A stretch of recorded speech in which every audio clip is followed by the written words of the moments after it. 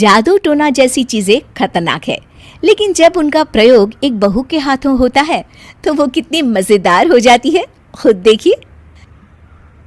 रामगढ़ गांव में सुधा रहती थी।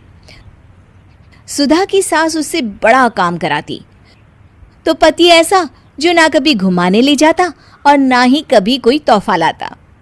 बेचारी इस बात से हमेशा दुखी रहती, लेकिन एक दिन उसकी जिंदगी बदल जाती है।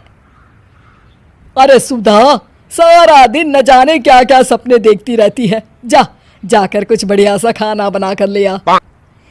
सपना ना देखो तो क्या करूं, मेरे तो कर्म ही फूट गए जो ऐसे घर में शादी हो गई। इससे अच्छा तो माँ जी कोई फुल टाइम मेड ही रख लेते। ओहो, बढ़िया ही फुल टाइम मेड रखने वाली। मेरे बेटे के लिए तो विलायत से रिश्ते आ रहे थे। वो तो तेरे पापा ने तेरी इतनी झूठी तारीफ कर दी कि हमारा तो मन ही पिघल गया। अच्छा, विदेश से रिश्ते? वाह माँ जी वाह। अरे भगवान से तो डरिए, विलायती बहू लाकर क्या गाय का गोबर लिपवाती। बहू बहू होती है, ना वो देशी होती है ना विलायती। बहू का काम सिर्फ सास की सेवा और घर का काम होता है। और सुन, तुझे मैं क्यों बताऊं कि मैं क्या करती? जाकर घर का काम कर। सुधा मन महसूस कर वहां से चली जाती है। शाम को सुधा का पति जल्दी घर आता है, जिसे देख सुधा खुश हो जाती है। जी आ गए आप? जरूर मुझे कहीं घुमाने ले जाने का प्लान होगा आपका। सब समझती हूँ मैं। अरे नहीं भाग्यवान, घूमना क्या है, बस आज जल्दी बस मिल गई तो घर जल्दी पहुंच गया। अच्छा सुनो, जरा आज शाम की चाय के साथ पकोड़े भी तल लेना, बड़ा मन कर रहा है। सुधा पति की बात सुनकर पैर पटकती हुई किचन में चली जाती है। वो काम करते करते खिड़की के बाहर देखती है कि तभी उसे एक चमकीली सी कॉपी दिखाई देती है। वो खिड़की से उस कॉपी को उठा लेती है और उसे खोल कर देखती है तो उसमें सुनहरे अक्षरों में लिखा होता है, जादुई किताब, इस पर जो लिखो वो सच होता है। सुधा उस किताब को देखकर खुश हो जाती है और जल्दी से पास रखी पेंसिल उठाकर उसमें लिख देती है, मेरी सास सारा काम कर दे। तभी उसकी सास किचन में आ जाती है और कहती है, अरे बहू, सारा दिन लगी रहती है काम में, अब जाकर आराम कर ले। मैं तेरे लिए चाय और गर्मा गर्म पकोड़े लेकर आती हूँ।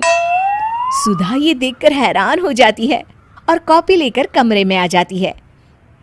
तभी वो देखती है कि उसका पति आराम से बैठकर किताब पढ़ रहा होता है। सुधा झट से कॉपी निकालकर उसमें लिखती है, मेरा पति मुझे घुमाने ले जाए। बस फिर क्या था, सुधा का पति किताब बगल में रख देता है और उससे कहता है, बहुत दिन हो गए हम कहीं घूमने नहीं गए ना, चलो कल मैं ऑफिस से छुट्टी ले लेता हूँ। सुधा ये सुनकर खुश हो जाती है कि तभी उसकी सास हाथ में चाय और पकोड़े लेकर खड़ी हो जाती है। चलो बहू, कुछ खा लो। अरे किस्मत वाले हैं हम जो हमें तू मिली, वरना मेरे बेटे की शादी कहीं तय ही नहीं हो रही थी। कोई लड़की इस घर में शादी नहीं करना चाहती थी। ले बहू, खा ले। अब तो सुधा की बल्ले बल्ले हो गई थी। सुधा की सास और पति बस उसके इशारों पर घूमते। एक दिन सुधा को सास का हार पसंद आ जाता है। वो सास से कहती है, माँ जी कितना खूबसूरत हार है, क्या ये हार आप मुझे दे देंगी? ओए होए, बढ़िया ही मुझे दे देगी? अरे तेरी माँ ने दिया है ना मुझे, जो मैं तुझे दे दूं?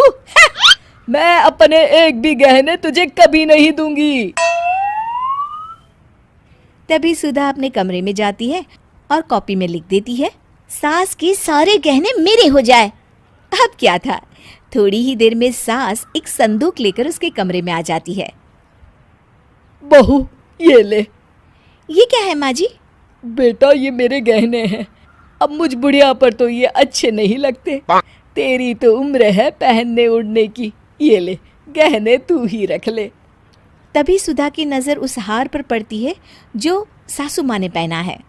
और माँ जी ये हार जो आपके गले पर है? सास हार उतारते हुए कहती है, हाँ बहू ये भी ले ले। फिर कान के टापस उतारते हुए कहती है, ये ले बेटा, तू ये भी ले ले। फिर एक एक कर वो अपने सारे पहने हुए गहने उतारने लगती है। ये भी ले ले बहू, ये भी ले ले। सुधा तो खुशी के मारे बौखला जाती है। हाँ हाँ, लाइए लाइए, लाइए लाइए। तभी सुधा का पति उसके पीछे आकर खड़ा हो जाता है और जोर से चिल्लाता है। अरे सुधा, क्या हुआ? क्या लाइए लाइए कर रही हो? अरे जरा कढ़ाई में तो देख लो, सारे के सारे पकोड़े जल गए। तभी सुधा की सास भी उसके सामने आ जाती है। इस लड़की से तो एक काम ठीक से नहीं होता, दिन भर सपने ही देखती रहती है।